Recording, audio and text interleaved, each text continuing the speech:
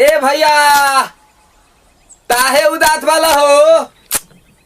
का कोही रे देखना बड़ी लाइन लागल बा। लाइन लगल बा तो दा ना तू है भिरिया में दल दहा द।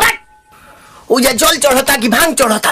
आथा बुझ गई नी यही तो थावन में बाबा बाउलाई लहलन। अरे तो एकर कोनो उपाय बा? बानू इनता ते दो थल दली पियावे ते परी। का रे? अब थू ना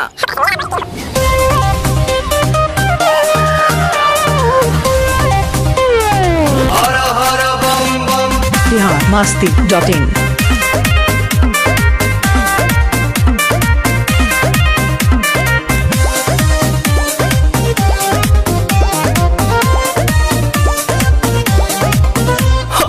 टेंशन में रहतानी काहे भोले दानी अभांगा जा छोड़ दी साफा लइकन के कहल मानी ताजा जलाइल बानी अखिया खोली देख ली ना पीली पुदीना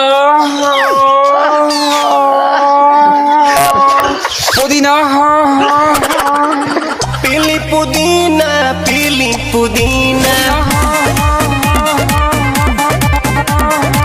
सावन भरही सो भंगिया के बिना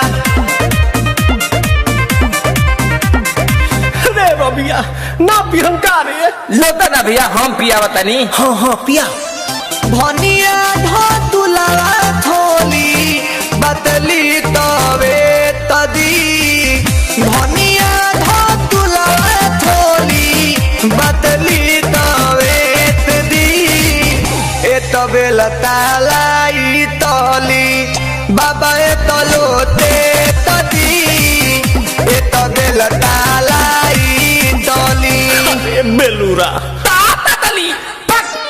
जनतानी बाबा रउआ भंगिया के बिना काम न चलेला एको दिन राम तनी का ख्याल करी सेवा के अपना हो चढ़ल बाटे सावन के महीना राम। रुको भौजी ये लोग के समझावा तनी।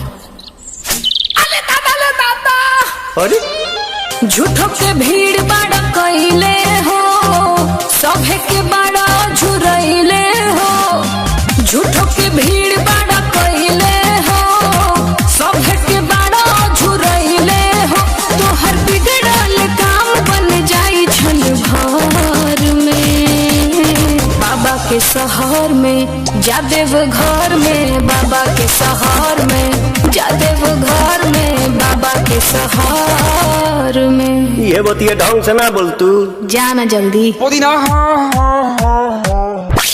biharmasti.in